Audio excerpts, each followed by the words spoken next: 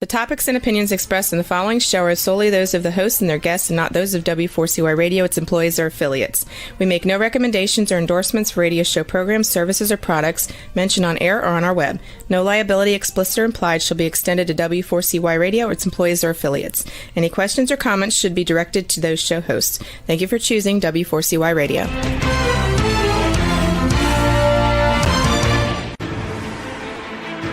What's working on purpose anyway? Each week, we ponder the answer to this question. People ache for meaning and purpose at work, to contribute their talents passionately and know their lives really matter. They crave being part of an organization that inspires them and helps them grow into realizing their highest potential.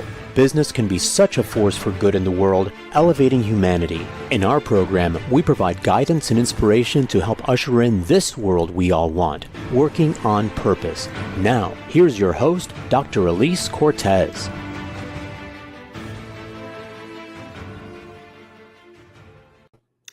Welcome back to the Working on Purpose program. Thanks for tuning in again this week. Great to have you. I'm your host, Dr. Elise Cortez, joining you live from Dallas, which is home base for me. If you don't know me yet, I'm a management consultant specializing in meaning and purpose, organizational logotherapist, inspirational speaker, social scientist, and author. My team and I help companies discover and articulate their purpose or thread it through their culture and operations. And we work with forward-reaching organizations to develop inspirational leaders who cultivate cultures where people actually want to come to work and do their best. And we provide programs that enable individual team members to discover and unleash their passion and purpose at work to catalyze fulfillment, engagement, and productivity. You can learn more about us and how we can work together at EliseCortez.com.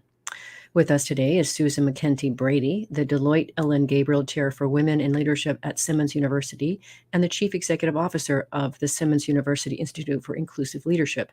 As a relational expert, leadership well-being coach, author, and speaker, Susan educates leaders and executives globally on fostering self-awareness for optimal leadership. She advises executive teams on how to work together effectively and create inclusion and gender parity in organizations. She is the co-author of Arrive and Thrive, 7 Impactful Practices for Women Navigating Leadership. We'll be talking about a few of these core practices, as well as her own leadership journey today. She joins today from the Tampa Bay, Florida area. Susan, welcome to Working on Purpose. Hi, thank you for having me. You're so welcome. Can we just start with this beautiful thing that you created? Look at this gorgeous thing that you did. It's so beautiful. Thank you. So Gosh, welcome. that wasn't the first look and feel of it, but she's pretty and she's meaningful. I love that, right? Gorgeous and meaningful. We like that combination. Yeah. Kind of like you, right? I hope so. It's great. It's so great to meet you. I really love getting to have leaders and authors on the show, Susan, to teach me and elevate me. And then I get to share that with my listeners across the world. So thank you for coming on the show. We have a lot to talk about. So let's just start, if we can, with the numbers, shall we? I want to talk about women in leadership numbers, and I do want to read a little bit from the introduction here. But before you even introduce yourself, if you can, just from your vantage point, presence the numbers, and then I'll add in a few that you have in your book. You want me to share the numbers with the listening audience? Just say a few bit your perspective on the numbers, then I'll actually give the actual stats you report in your book. But I want to hear from your vantage point, what's going on in the world of leadership, especially as it relates to women, senior leadership. Yep.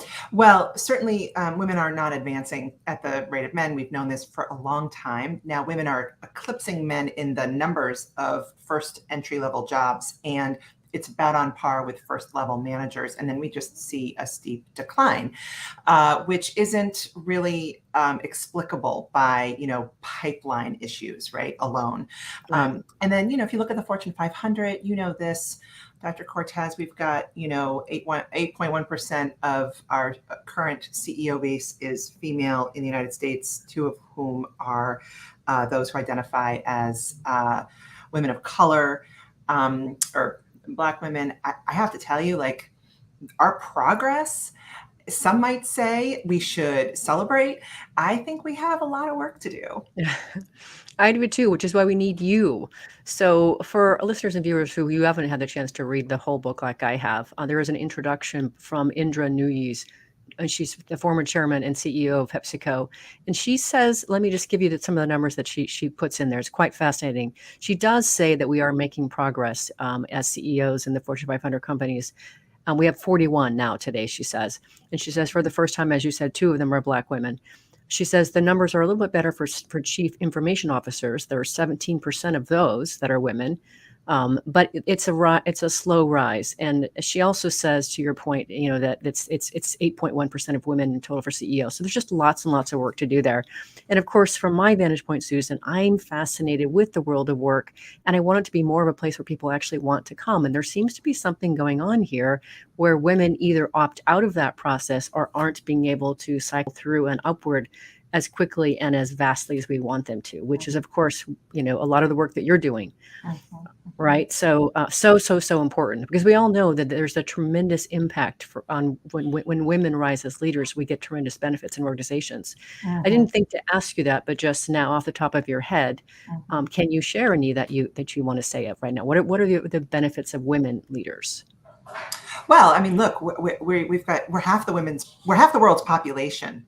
Start, yes, we'll start with that, right? Let's just start with that. So, I mean, there's been multiple bits of research done about about what's left on the table in terms of money and opportunity for organizations when we don't invite in more of half the world's population to contribute. So to get the job done is a more complicated question, because I think if that was an easy recipe, I think more organizations really would do it. I think it's a combination of having executive leadership say, we're really not satisfied with how many women are advancing or what our top 2-3 levels of leadership look like. There's just not equity when we look at other populations in other places in our organizations. And so that's number one, getting the executives involved and doing culture work, right? So we actually have to teach people how to navigate in a world that's basically built for equity across the board, so all can advance, which includes efforts like sponsorship and real engagement of all populations, while at the same time investing in our women. We have to investigate and look deeper at how are women navigating their own leadership in life, which is kind of where I think Arrive and Thrive comes in, about women, please don't leave yourself behind on your own leadership journey. I mean, right. The cards are kind of stacked against us, I have to say. So we're entering into a working world that wasn't built for us, and right. We're navigating often hidden hurdles, which was my last book. And if we're lucky enough to have a sponsor, we will advance. If we don't have a sponsor, we're kind of confused about how to advocate for ourselves. And along the way, we're tending more to everyone else's needs and less to our own, right? Mm-hmm. And so we have to rethink the value proposition of leadership for women, because I think it doesn't look very attractive right now, Right. And I do want to talk more about the sponsorship and allyship, because I've really some things that I think are pertinent that will help both men and women listening to that end. But let's hold that for now. I do, if we can, it makes sense, I think, for our listeners and viewers to learn more about your position, Susan. By the way, it sounds amazing. I'd love to have your jobs. Tell us more. You've got a couple roles there. Tell us what they entail, if you would. Okay, so I joined Simmons University in the spring of 2019 to stand up a new institute. We were just calling it an Institute for Leadership, and it became the Institute for Inclusive Leadership. And you can learn more about us at inclusiveleadership.com. Simmons University has a long history of inclusion. We were founded by a male ally, John Simmons, who gave his entire fortune for one reason, to start a women-centered university so that women could create independent livelihood. Today, we serve graduate level students of all genders and identities. We are a women-centered undergraduate institution. And we have a long history in the professional realm, with the first business school for women, the first MBA for women, the first business leadership conference for women. Some of these offerings have been sunsetted because other MBA programs want women now, These were back in the time when it was really hard to get into MBAs. So we've evolved over time, but our institute is focused on one thing, and that's manifesting equity in leadership in our lifetime. I hope to do it in mine. So that's the institute part of the job. Mm-hmm. And I oversee the growth and the formation and now the growth of the institute. It's delightful and wonderful, Susan. I'm just so happy to know you and be connected to you and help to spread the word about the good work you're doing and the book that you've written. Thank you. Thank you so much. You're welcome. And so to that, as an author myself, I know what it takes to create a book. Now, doing it with other people would be a whole other thing, a whole other endeavor, a whole level of collaboration. So I'm interested to find out how you and your co-authors, Janet Foudy, if I'm saying that right, Yeah. and Lynn got it. Perry Wooten, Yeah. came together to actually write the book, Arrive and Thrive. How did that wonderful collaboration happen? Well, it actually dovetails perfectly into the other job title I have, which is the Deloitte Ellen Gabriel Chair for Women in Leadership. I came into Simmons, and I'm not an academic. I've been in the for-profit consulting, mainly leadership development services industry for most of my career. And some variation of it. And so when I came to the academy, I actually didn't know what the expectations of a chair were. And I asked, who are the folks at Deloitte that we're partnering with, and was introduced to the Chief Diversity Officer, Terry Cooper, and a senior partner in the Boston office, Susan Esper. And the purpose of our meeting with the president at the time of Simmons University was to partner on a project that would be meaningful. And the four of us are very senior. We've worked for a couple of decades. And what we wound up talking about were all the things we still need for our own support to, as we arrive at different junctures of our life and our journey professionally. And sort of the seeds of what Arrive and Thrive was born in that meeting, talking about this endowed chair.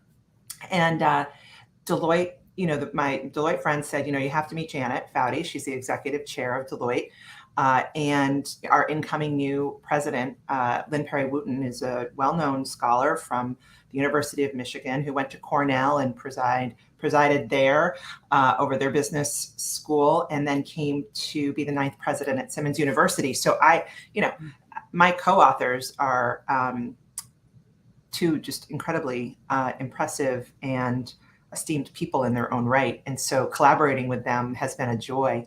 But that's really kind of how it came to be, is what can we offer women, maybe more seasoned women, maybe women who by some accounts feel like they have arrived. It's just been a long slog of surviving. There's not a lot of women in leadership, save those who own their own companies, but even them, who I would picture and say, wow, she's really thriving. She looks well, she's happy, she's engaged, her people love her, like all across the board, right? And so we were thinking, what could we offer that would add to the leadership lexicon and help not just women, but our allies too. So I don't know if you noticed, I think the practices probably could be helpful to anyone. I did so notice, that's how the whole book was sort of born. Okay. So I really want to call it and celebrate the whole notion of coming together, doing something that really you created something greater than the sum of its parts through that collaboration, which I really want to showcase as something for others to be able to step onto as well and encourage and invite. Because I know certainly for me, Susan, I've done a lot of things the hard way. And by that, I mean solo, alone. It's a much harder slog. So just really want to celebrate that you're coming together and, creating something together that maybe that individually you couldn't have created. Or if you had, maybe it would take a lot longer. So not only that, I would just add, I think we women oftentimes think that we can just get it done faster if we just do it ourselves, or we don't want to inconvenience other people. Right. Heaven forbid we ask for somebody for help. I think the number one kind of a red thread that came through as we did the research on each of the 7 practices was for sure, like, don't go it alone. Don't go it alone. Don't go it alone. None of the practices are meant to be, gone through alone. And our life and our leadership journey at home and at work, it's not meant to be a solo activity. There's very little that is, I've decided, Agreed. And really wanted to showcase that. So earlier you said something about maybe not seeing a lot of women who are thriving. So I have to ask you, it's just and you've written a book that includes a practice on authenticity. I have to ask about maybe if you could share a couple of significant things that you've had to go through to whether endure or transition or transform through along your journey. Well, I mean, a lot. Where do we start? How long do we have? Where do you start? What are you really asking? I think there's internal obstacles and there's external obstacles. Some of those obstacles I was conscious of, and some I was less conscious of until I became aware of them. I'll start with the external and then I'll tell you the internal. So probably the most prevailing external is that my affect, my energy, my personality was linked to motivations that I didn't necessarily see the same behavior from my male counterparts being sort of labeled as. So, when I raised my hand to get on stage because I can do public speaking and I was happy to do this, I was seen as somebody who was out for herself, as opposed to when I raised my hand to do things that kept me behind the scenes, then I was like taking one for the team. Whereas male counterparts would say, yeah, I'll step in. And they were like, oh, isn't he a great guy for getting on stage and doing this, right? So different, and I wasn't aware of this. In fact, I really genuinely believed in meritocracy because I was raised primarily by a single father. My mother and stepfather were very much in my life and supportive. And my mentors and coaches and teachers had mainly been male in my primary years. And I didn't see that life was going to be any different for me because I was a woman. And so I just worked hard and I had tenacity for sure and ambition, learned, asked for mentorship, got it. And somehow along the way missed that the world wasn't actually the same for me. And what I did is I woke up woman. Right. And I was in denial of this. I'm not kidding you, for a very long time, including, I'll be embarrassed to admit, including when I conceptualized the Women in Leadership Conference, which was an experience that turned into an institute of itself for a company I worked with earlier in my career that has had tens of thousands of alumna. It was just a business opportunity. It was like, okay, I see that there's a need here. I mean, I don't need it. I don't need a women's event, but there's apparently a lot of people who do. And it was during this experience when I realized, oh, wait a minute. I got passed over there. I was, this person said that about my behavior, which isn't true. And I started to see some of the invisible hurdles, so that's an external one. And it's I talk a lot about the likability bias and other biases just to sort of name these things for everyone so we can kind of get out of the unconsciousness and into the consciousness for creating allyship. Internally, for sure, my inner critic. Yeah, okay, which you talk about beautifully in the book, by the way. Hold that thought, Susan. Let's grab our first break. And after we go, I want you to say a little bit more about that, and then we'll get into the practices. Awesome. I'm Elise Cortez, your host. We've been on the air with Susan Brady. She's the co-author of Arrive and Thrive, 7 Impactful Practices for Women Navigating Leadership. After the break, we're going to start talking about a few of those practices. Stay with us. We'll be right back.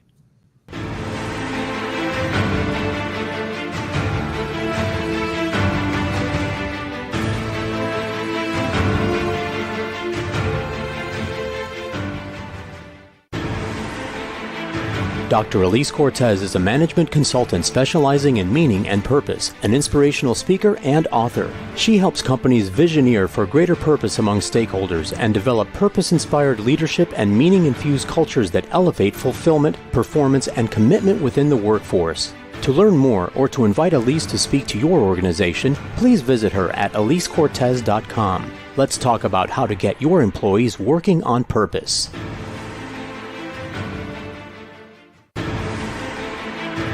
This is Working on Purpose with Dr. Elise Cortez. To reach our program today or to open a conversation with Elise, send an email to Elise, A-L-I-S-E, at elisecortez.com. Now, back to Working on Purpose.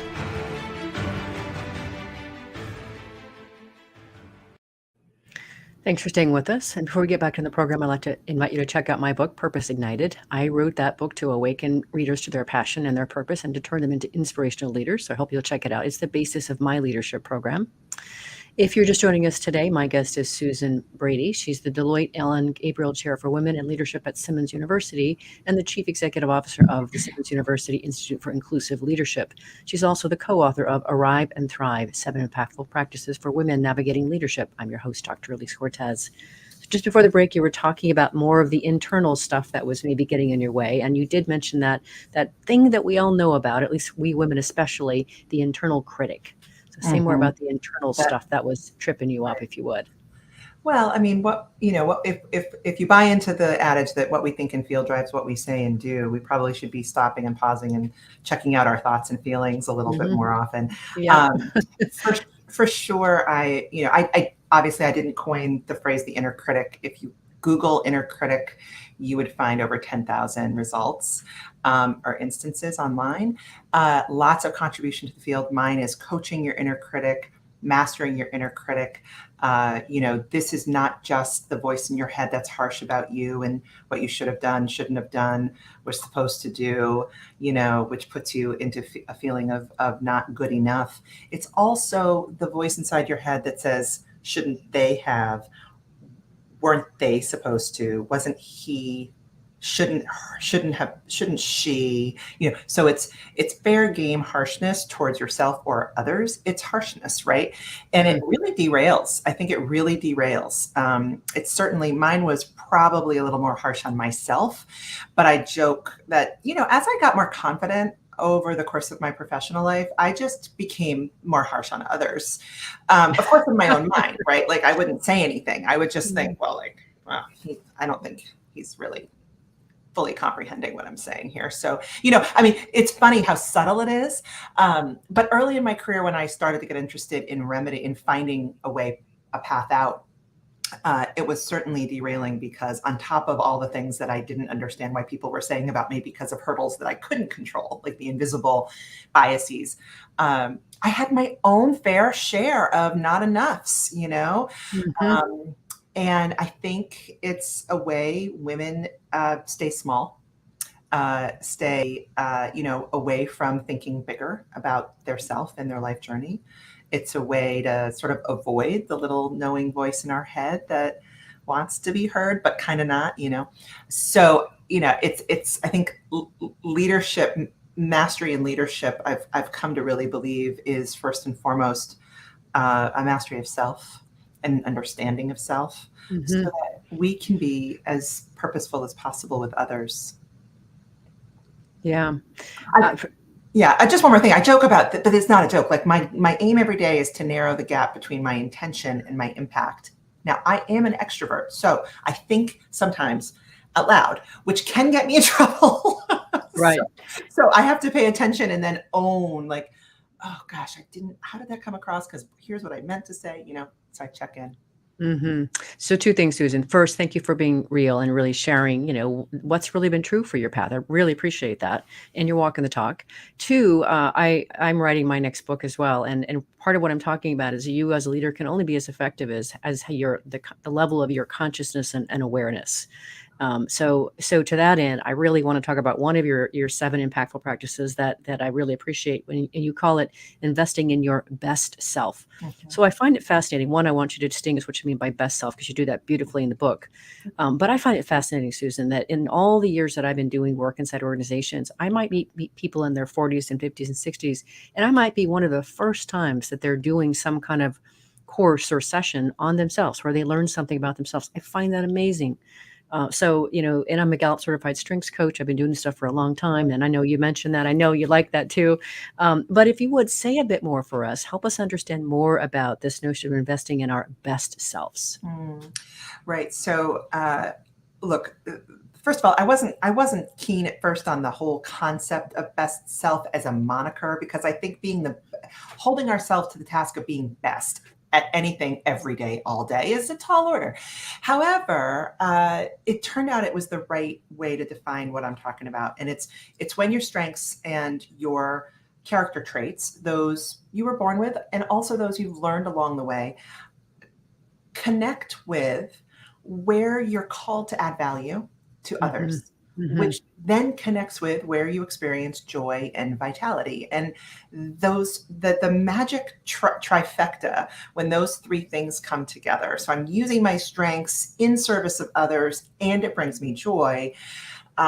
Goodness me, whatever that concoction is, I want to Velcro to her. I want to be her, because I know I'm a better me when I'm able to show up in the world like this. And so we did ask people, if not best self, what would you call it? And we got radiant self, vibrant self.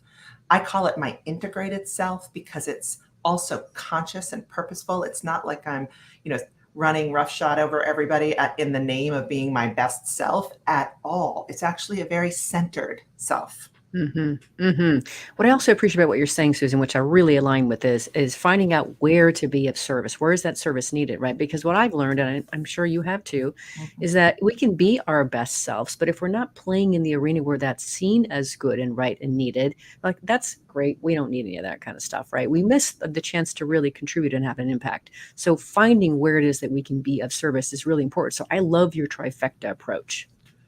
Well, I think the surround, thank you, is also well-being. And, when I was interviewing, I interviewed Dr. Rich Saphir, who's the chief well-being officer at Johns Hopkins Medicine. And I was kind of poised with my notebook, right? I'm so eager to learn from all these brilliant people who also contributed to the book and my last books. And I said, what is well-being? And how, kind of waiting, for like, is there something that I could be doing to even be better? Or is there science now that we know that you can focus on this? And the answer was well-being is what you decide well-being is, and it's the same thing about thriving. We get to decide when we feel like we're in our best self zone or are thriving best. No one else gets to decide that for us. People can observe, and it's really, really helpful when you get feedback about, wow, you seemed really lit up, and you think, oh, wow, I was. But it's not, there's no recipe. But we can't leave ourselves out of the equation. In fact, it's quite a return to oneself. Yeah, and that brings us right smack into where I want to go next. One of your other practices, embracing authenticity, and I love how you say that it's your competitive advantage. Well, that is full on Carla Harris. I mean, I have to tell you, the flip around of authenticity to be not a scary thing of exposing oneself and being vulnerable every day. The flip to what makes me me, because I'm the only me on the planet. What if that alone is how I show up? And it's congruent with my strengths and a belief in my strengths and that I have value and where I'm called to serve. And I show up in that way. I also think authenticity today is like we're in a new era. People sniff you out if you are ingenuine. And I think this format, when the world, stopped and knowledge workers became, video, Zoomified, and there's a different seeing when you're still with someone looking that I'm on the screen, and there's a different exposure and there's a different vulnerability. Yeah. I think we've become intolerant of inauthenticity, which is easier if you are in the majority or represent the dominant, right? So as a white heterosexual woman, I'm aware of my privilege just because I'm white and heterosexual. So it's easier for me to be seen and be authentic than it is if I were to have other identities that weren't as valued or accepted, frankly. So you have to choose how much of your authentic self you can bring and be grounded in that. So we have some exercises in the chapter that help you get there. Yeah, and I really appreciate that, how you distinguish your own space in the world in relation to authenticity. That's so important, and we can't be so smug about that. So thank you for that, which I guess also beautifully brings me to my next thing that I want to talk about from your book, and that's courage. First, it just struck me so big, Susan, as I was looking and reading that chapter, that practice chapter around courage, the courage that it takes for you as a if I can say, bigger than life female leader, the courage it takes to pursue that path in and of itself is really, really admirable, and probably scares the living dickens out of a lot of people listening to the show. Right. So I want to talk a little bit about this thing. You say in your book that courage is doing something that frightens you, and that growth, innovation, and transformation result from being courageous. So, and then this idea of exercising courage. So let's talk about this space. Courage is, a big, scary little word. A big, scary little word. Reframing courage as, not the absence of fear, but the presence of vulnerability begins to make it tolerable. Yeah. And then we go to don't go it alone, right? So whenever I feel fear about something, that's when I know to call in my support system. That's when my wise elders, my wise youngers, my tribe gets a call, like, I need help. And it could be just to somebody who's done the thing that I'm worried about. It could just be that I need to be reminded, like, okay, so the worst case, what's the worst case that could happen? I think we inflate how bad it could be if something fails that we're about to do that we're a little scared about. One of the pieces of research that we found was about our tendency to grossly underestimate other people's desire to help us. And when it comes to courage, we need help. We need help. So I really appreciate the fact that risk-taking is kind of essential if we're going to step into and live our best, most fulfilled lives and put ourselves in the center of that life. That's like, it takes courage. And just so all your listeners know, like, bigger than life. I mean, I it's kind of funny because I'm 5'10" and a half, and I am not only do I do this, I'm also tall. I also am shy. And so if I'm prepped up and I do this and I'm an extrovert and I get energy, great. And then I kind of go in and I have to retreat and rejuvenate. So, even stories we make up about the most, like, sort of big personalities around us, I just would invite everybody to check the stories you make up about someone, because you don't know how people are really wired inside until you ask, and check in. Yeah. Well, the other thing that you said about courage that I really, really align with, and I really think we have to celebrate, that I think is very accessible for our listeners and viewers, Susan, is that you said in the book that when we can attach whatever it is that we need to do as leaders to something that's bigger, that serves other people, especially with and through our purpose, it's a little bit easier to summon that necessary courage. Well, it's not so much about us as it is about serving other people. And there's something about that pulls us. Yes. Oh my gosh, for sure.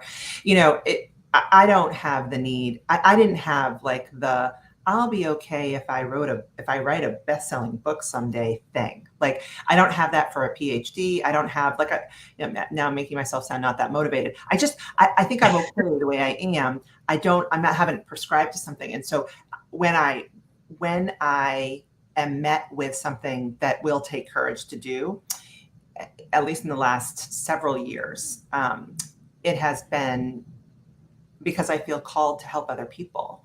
Mm-hmm. And I just want to flag, because I think working on purpose, I think people are searching for meaning a lot. So I'm glad you're writing your book. I look forward to reading it.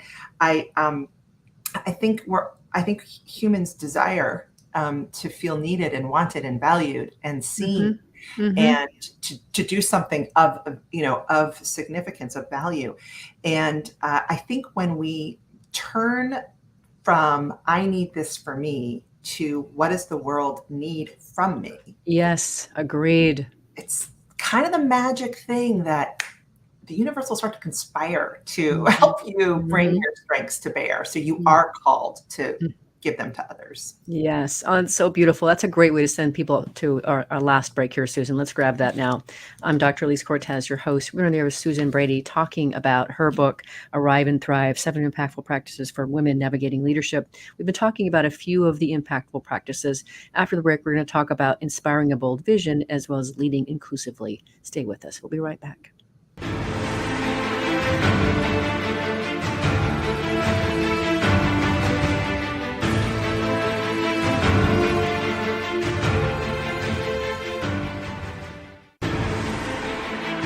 Dr. Elise Cortez is a management consultant specializing in meaning and purpose, an inspirational speaker and author. She helps companies visioneer for greater purpose among stakeholders and develop purpose-inspired leadership and meaning-infused cultures that elevate fulfillment, performance, and commitment within the workforce. To learn more or to invite Elise to speak to your organization, please visit her at elisecortez.com. Let's talk about how to get your employees working on purpose.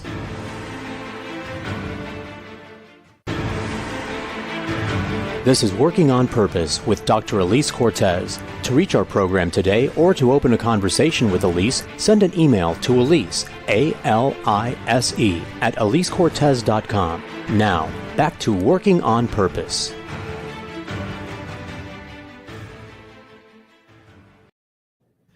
Thanks for staying with us and welcome back to Working on Purpose. One more piece of update that I want to share with you. Last August of 2021, I did release an anthology that I've been working on for a while. It's called Passionately Striving and Why. It's an anthology of women who persevere mightily to live their purpose. And what I did was I literally went around the globe and I found 25 women who are from very different cultures, religions, backgrounds, industries to share their very intimate story of how they discovered their purpose and are now serving from it. So I'm actually almost more proud of that book than I am my own first book. So I hope you'll check it out. If you're just joining us today, my guest is Susan Brady. She's the Deloitte Ellen Gabriel Chair for Women in Leadership at Simmons University and the Chief Executive Officer of the Simmons University Institute for Inclusive Leadership. She is the co-author of Arrive and Thrive, 7 Impactful Practices for Women Navigating Leadership. I'm your host, Dr. Elise Cortez. So we're coming here now. We're close to the initial already, but there's a few more things I want to get out of before you get away from me, Susan. One of them I absolutely have to talk to you about, of course, one of your practices, since I love to develop inspirational leaders. That's my particular brand. I applaud your Inspire a Bold Vision practice. So why do you think it's so important for this practice or to have this practice to be effective? I think women have gotten a bad rap when it comes to the vision thing. I noticed more women will say, "Oh, no, I'm not a visionary," as if there's like one type of visionary. You know, you wake up, you're by yourself. First of all, you wake up with this brilliant idea, and then you like go make it manifest, right? I don't think vision works that way. In fact, most of the research would tell you you can break it down and teach people how to be visionary. And I love the idea of having a vision for oneself, you know, to be purposeful. I also think it translates beautifully into how to lead a culture and an organization with vision. And Janet Foudy, my co-author, probably talks about this the most out of all the practices. And she's been very practiced in it. And essentially, you know, what we found when we interviewed the several CEOs, sitting CEOs that we interviewed and the thriver in this chapter, it was clear to us, a sitting CEO, it was clear to us that vision can be broken down as follows: is listening. What's working? What's not working? What could be enhanced? What kind of changes would remove barriers or create enablers to achieve what we're trying to achieve?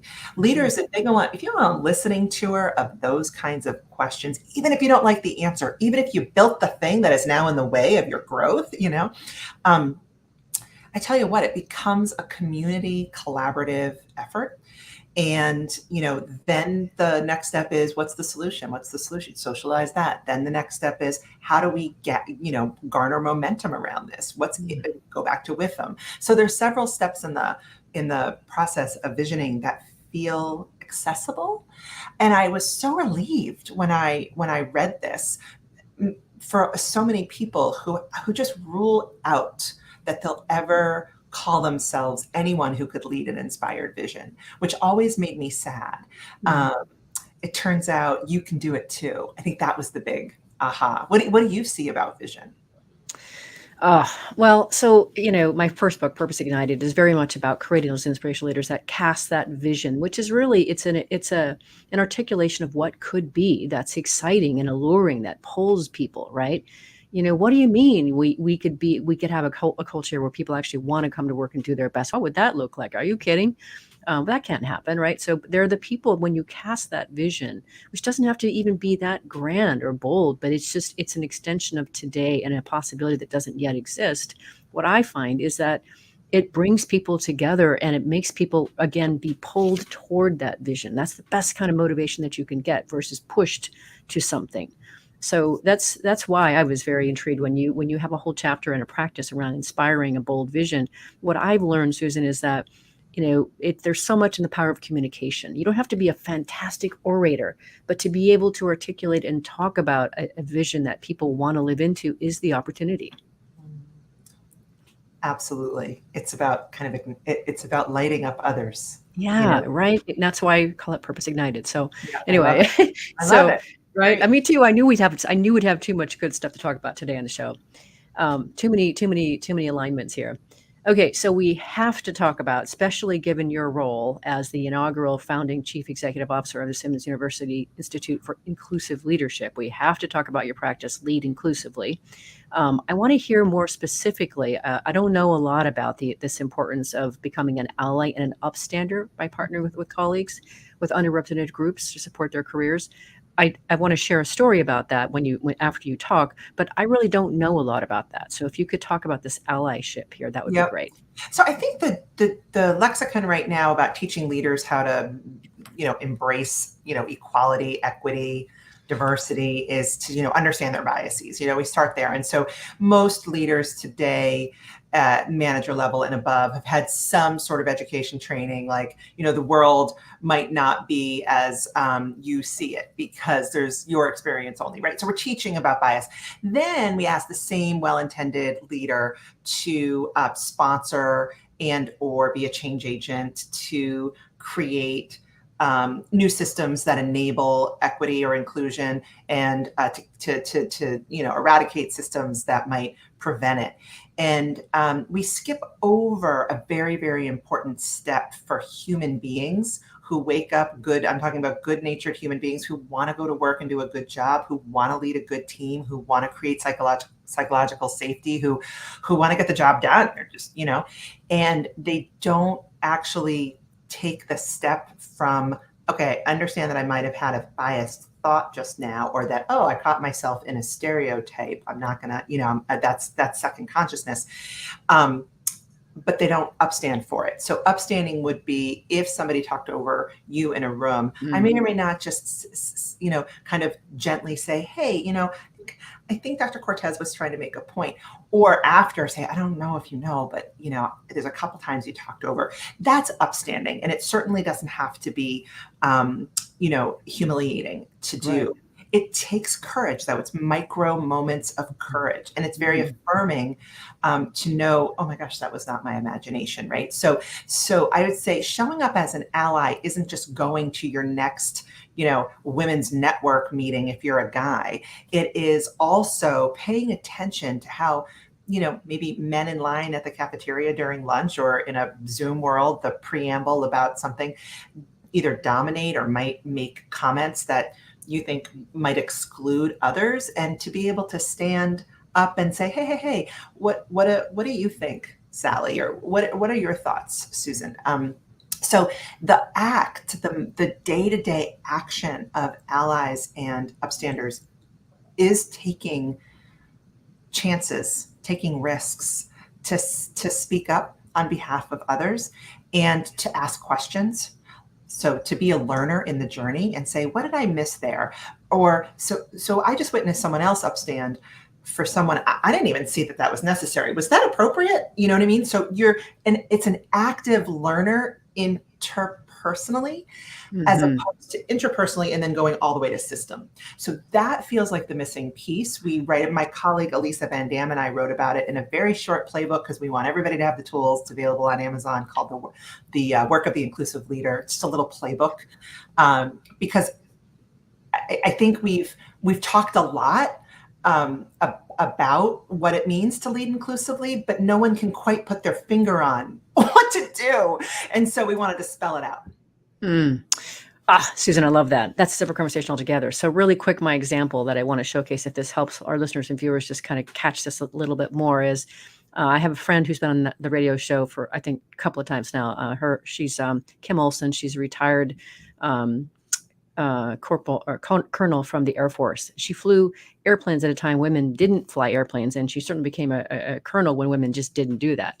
She credits a lot of that to being able to work with, as she says, enlightened men who helped steward her along the way. So what I'd like to build on what you said before is, if I take that example, is what that really means to me, haven't not read your other book yet, is that what we're talking about is for each of us to exercise enough awareness that we recognize and value that which is different and distinct from us, and find a way to upstand it, to steward it, to to bring it into the fold, to speak on that person's behalf when they're not in the room in favor of them, right? So to me, that's all of what those activities entail in order to help other people, to round out the room and bring everyone in, to include everyone. So that's kind of what I wanted to add to bring it to a real life story.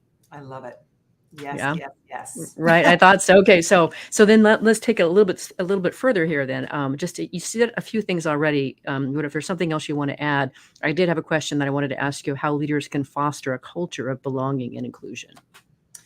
Yeah, I mean, I think the place to start is connecting with the human beings that you work with. So there's human resources and there's human beings. We Right. all have worked with, or maybe work with, a human being who isn't the right resource for the job, Right. or not the resource you would pick, right?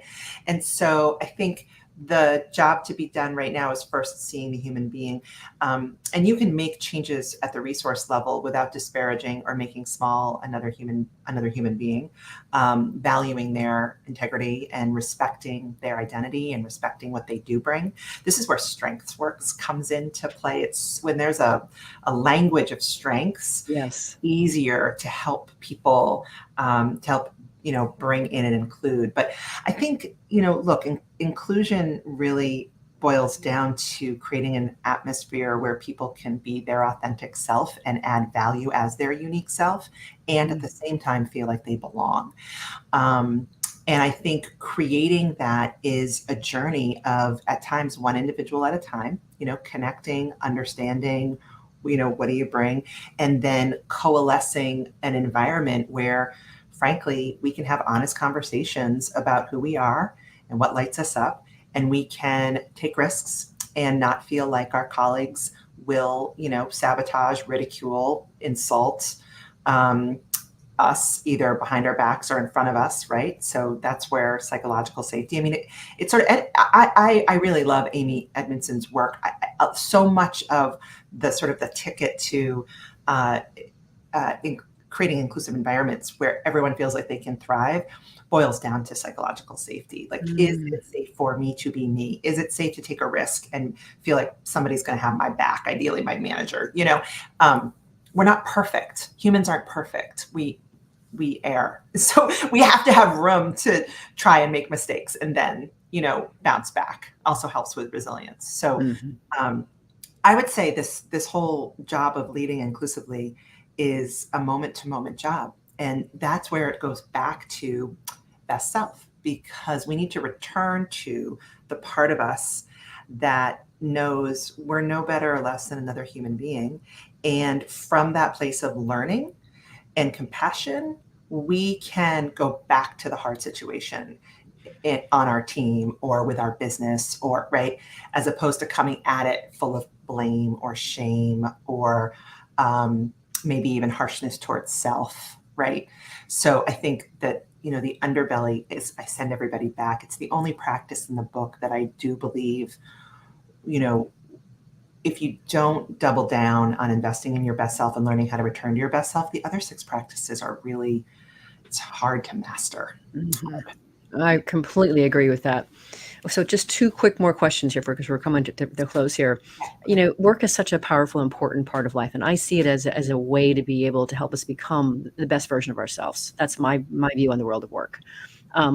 What are maybe 1 or 2 things that you have experienced in your career that you're really proud of?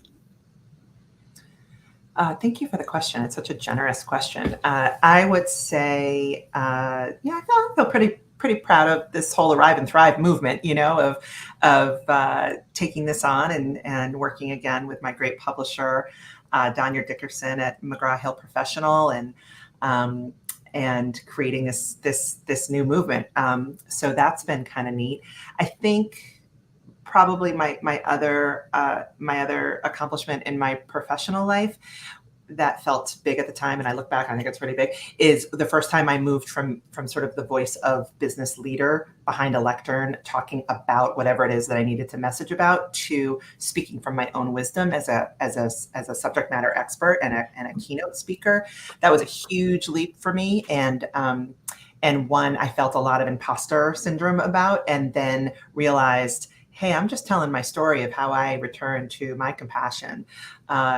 if people want this and want to do it for themselves, great. Like if I have the one woman rule, like if one woman comes up to me after a keynote and says, or one person now and says, what you said really helped me. I'm gonna practice what I learned today. I'll do a talk again. And so I've done several hundred as a result.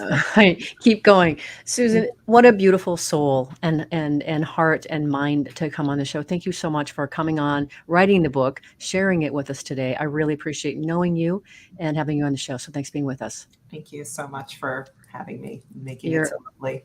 Very, very welcome. So where shall we send listeners and viewers to find you? What website would be good for them to visit? Sure. I mean, inclusiveleadership.com, arriveatthrive.com. I love, please link in with me, Facebook with me, do all the, I'm on Twitter. Yeah. Great. Wonderful. Thank you so much, Susan. And if you missed the live show last week, you can always catch it via recorded podcast. We're on the air with Arnaud St. Paul, talking about the work he's doing, opening hearts and helping organizations find harmony, and what he describes as the new spiritually driven paradigm he's convinced will usher in abundance. It was an incredible conversation, and we had it with him joining me from a cruise boat on the Nile River in Egypt, where he was on deck doing the very harmony work for a corporate group he stands for today. It's just amazing. Next week, we'll be on the air with Francisco Fernandez, the Executive Director for Tecnológico de Monterrey in Monterrey, Mexico, talking about the work he's doing to promote conscious capitalism to students and businesses throughout the Latin American region. See you there. Remember that work's at least a third of our life, so let's work on purpose. We hope you've enjoyed this week's program. Be sure to tune into Working on Purpose, featuring your host, Dr. Elise Cortez, each week on W4CY. Together, we'll create a world where business operates conscientiously, leadership inspires impassioned performance, and employees are fulfilled in work that provides the meaning and purpose they crave. See you there. Let's work on purpose.